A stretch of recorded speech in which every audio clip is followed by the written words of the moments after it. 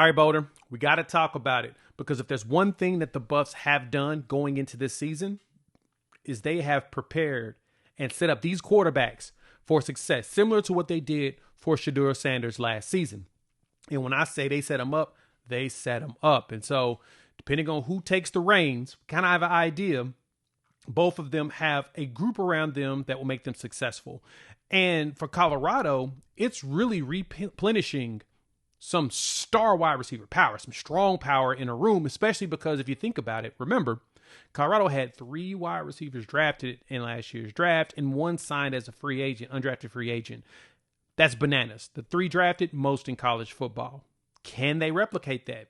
They have a chance if the numbers are there. So we're going to look at the players that are going to be playing at wide receiver as we continue our room reviews here on the Prime Time for College Football. Thank y'all for pulling up. Your boy Jay. There's a lot to talk about the way Colorado is doing things.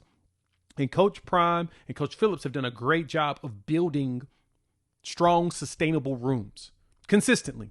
They're adding not only recruits, they're also building from the portal and within. Some players that kind of surprise people that have shown out, especially when I show you these stats going into next season, it's going to get you excited. But let's take a gander of what Colorado's working with as they prepare for this Georgia Tech game going forward. This season, look at this. Got a big group of wide receivers, which we all know, but bringing in transfers like Joseph Williams, bringing in Hakeem Williams, Sincere Brown, who, as a grad transfer, I think he's going to be a monster. Like, he's going to be one that's going to surprise. I think he's probably going to end up being the one that's going to take over the room. 6'5", ridiculous vertical leap, speed out the wazoo. He gives you everything you need for the Buffs to be successful. But this room is huge. A lot of talent and a lot of spanning in size too. So you've got wide receivers at 6'5", 6'2", 6'1", 6'5". But just you've got a plethora. You got the range, which is going to be critical in order to be success long term. But you also got size, right? Like physical size. Like Draylon Miller, true freshman last year, looked good, especially when you look at the stats. Draylon is your leading returning wide receiver because Amarion, he got hurt. I think it was his ankle, if I'm correct. He was out for a year, but he's back. Supposedly should be ready to go this coming season. So with Miller, 32 catches, 277, 3 touchdowns. And that was because Colorado was a very pass-heavy offense last year. Running game just didn't get established. But as we talked about in the last video, the offensive line appears to be a line that's strong. Like it's a line that people feel like, oh, this is going to be good. Oh, this is probably going to be the best offensive line that Colorado's ever had. A lot of transfers, a lot of returning talent too.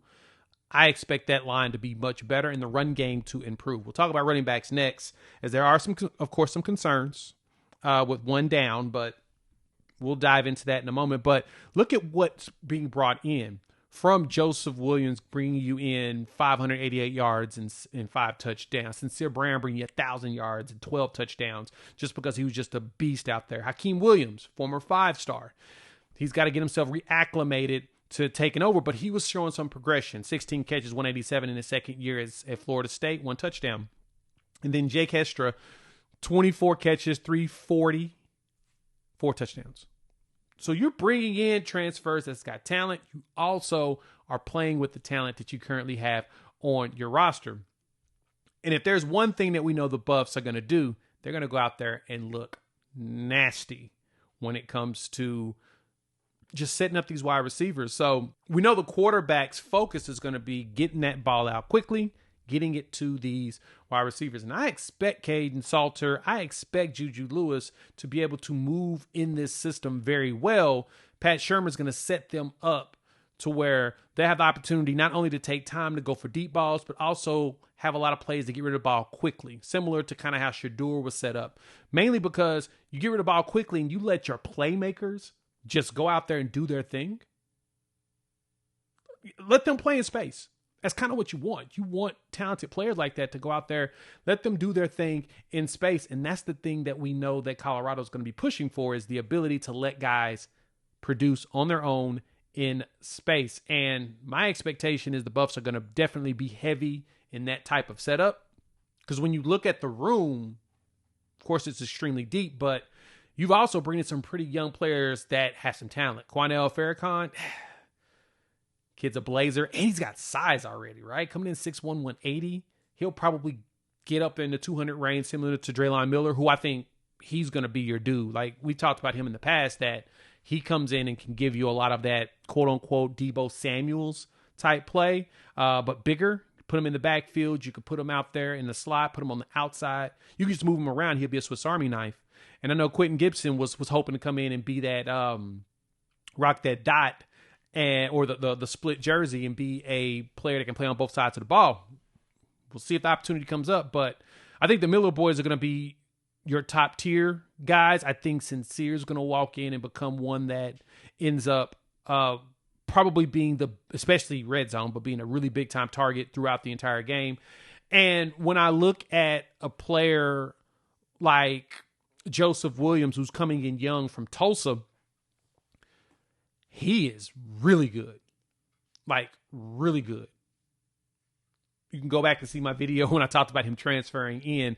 He's got a lot of traits that you're looking for here to be successful in this offense. So I expect, really, that Shermer's going to have some sort of a big-time plan in place to be able to get these guys in space and let them go do their thing. Now, you don't have a Travis Hunter type out there who was elite, period. Like, he's Heisman Trophy winner for a reason. So it's going to be tough to replicate that.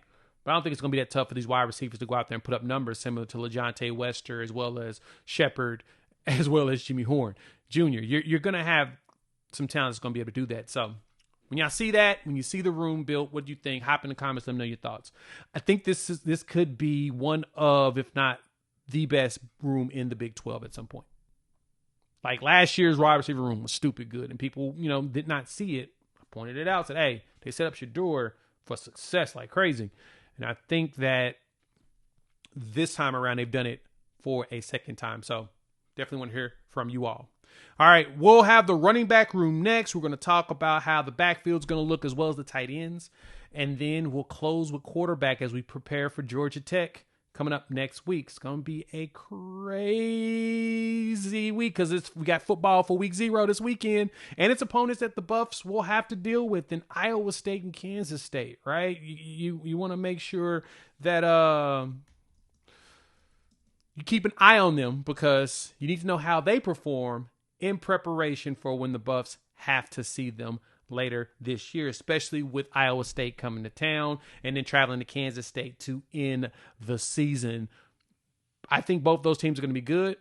I think the Buffs will have a very good chance, but we'll know within these first 3 weeks, especially Georgia Tech. Their coach was talking earlier this week, and it's a little interesting because I think he's a little nervous.